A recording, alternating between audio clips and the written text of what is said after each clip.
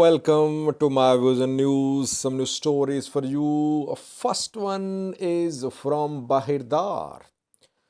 This week, we saw a campaign, social media campaign. Some activists from the Amhara region announced that on Thursday, on Adwa Victory Day, a large gathering will be held in Bahir Dar city, and that people will try to meet Zameen Kasi. Zameen Kasi will be interviewed. What happened in Bahir Dar? Everyone is speaking about what happened in Addis Ababa today. No one is talking about Bahir Dar. Did Amhara regional government allow people to organize, to gather at squares, main squares of Bahir Dar city? Details for you. Secondly, viewers, Orthodox Church has released a statement saying, confirming the incident which happened, which reported that Orthodox followers praying at St. George Church close to Menilik Square, some were injured because of tear gas fired by Ethiopian security forces. Church claims that tear gas smoke was thrown into church from two entrances. So what happened? What we have learned, it seems that church was not tear gassed. I have a clip for you, two clips for you. Yes, there was massive tear gas firing today. But can we say that church was directly attacked? And thirdly, Nama has issued a statement, party from the Amhara region. Nama issued a statement. Some Amhara diaspora activists like Niemen Zaleke, Andrgecho Sege, they have lashed out at Ethiopian federal government. Firstly, viewers, no protest gathering could be held in Bahir Dar, first of all. Preparations were underway. 2 days ago, an SMS campaign was launched. Mobile phone numbers of Damake Mekonnen, Yilkal Kifale, Amhara PP leaders were shared online. People were asked to send messages to the PP leaders, Amhara government leaders, for the release of thousands of Fano imprisoned fighters and release of specially Fano commander Zameen Kasi. We don't know what happened, were the messages sent or not.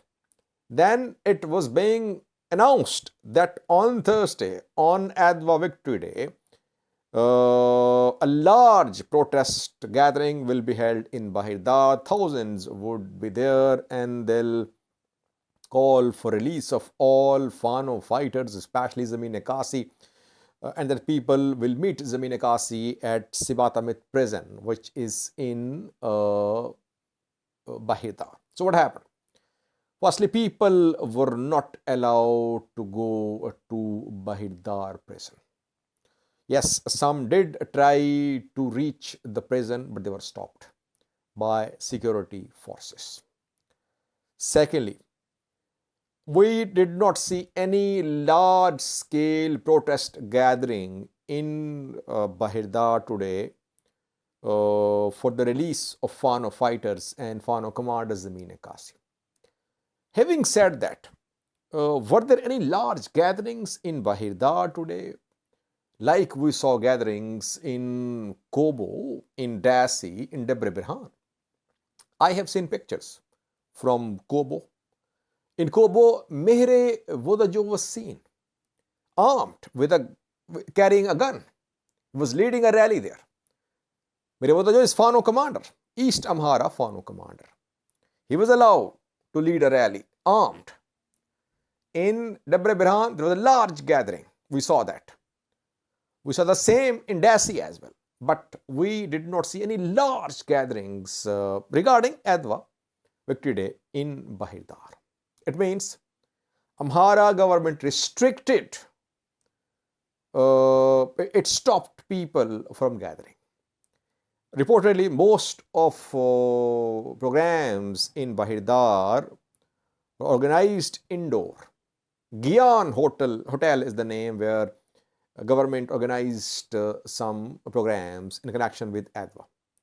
Amhara regional government did not allow people to gather at main squares in Bahir Dar. Or you can say that people, the organizers could not convince people to come out in the public to take the streets. Whatever happened, there was no large scale Adwa celebration gathering in Bahir Dar. Amhara regional government is definitely standing with Ethiopian federal government. It does not want hardliners in Amhara to be strong, because if Fano supporters, Fano fighters are allowed to grow stronger in Amhara region, there could be a threat to Amhara regional government as well. That is why we saw that last year Amhara regional government federal forces, they launched a joint operation against Fano, and Fano fighters were disarmed, their command is still on the run. So while everyone is talking about what happened in Addis Ababa, that police fired tear gas at people, stopping them from going to Menilik Square, no one is mentioning what happened in Bahir Dar. In Bahir Dar, people were not allowed to gather. They were not allowed to hold a gathering in Bahir Dar. Secondly, viewers, Orthodox Church of Ethiopia has released a statement saying that several Orthodox followers were injured in tear gas firing by security forces at Menilik Square. St. George Church is situated at Menilik Square, and in the previous video I reported that Orthodox followers were injured. Question remains, why were these Orthodox followers conducting a prayer program at the church today? Were they there for some political agenda? They wanted to be part of gathering at Menilik Square, as government had banned gathering at Menilik Square. While Menilik Square was fully secured by security forces, why is that a large gathering was allowed to be held at a church very close to the square? It means that maybe the Orthodox followers there, they were there to be part of the crowd at Menilik Square. And when government forces fired at participants to disperse them from Menilik Square, smoke of this tear gas entered the church, St. George Church. There was no direct tear gas firing at the church. I did not see any video showing tear gas shells recovered from inside the church.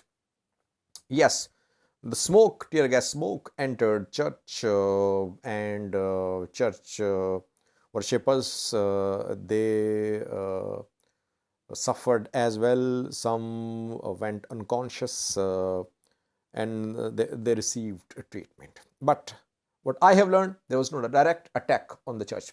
The church must clarify what was this program, prayer program, about at St. George Church. Was there any proper intimation to the government for this program? Which should have been. Why? Because today was a crucial day. Thousands, tens of thousands attended the celebrations at Menilik Square, especially Menilik Square. So why was why did church conduct such a large prayer program? It means there were some political agenda behind the gathering at the church. Two videos for you. Before that, Nama issued a statement. Nama condemned what happened in Addis Ababa, that people were not allowed to exercise their legal right of celebrating Adwa Victory at a square, Menilik Square, and security forces used force. Nama is calling for accountability of security officials who are involved in today's incidents. Yemen Zalake, Andrgacho Sege, and other Amhara diaspora activists are criticizing the federal government, saying that government that everyone should condemn what government did, and it is a violation of basic rights. No one is talking about Bahir Dar. What happened there? Why is that no one was allowed? Why is that no groups were allowed to organize a protest in Bahir Dar city? Two clips for you. First one shows what happened at the church. You can see that people are entering the church, and they're entering after they faced tear gas smoke. Disturbed, they're entering the church. No tear gassing inside the church. Second clip shows tear gas shells. It's not that just one or two shells were fired today. Dozens of shells were fired, and that led to chaos at Menilik Square, not at Menilik Square. Everything was peaceful there. And that is what the government media is showing. Government media says everything was peaceful. Government media is not showing what happened at Menilik Square. Opposition, social media is showing what happened at Menilik Square. And state media is showing what happened at Menilik Square. Military parade, display of Ethiopian military assets, speeches of Sai level, Peranjula, etc. Watch the two clips. Thank you for watching.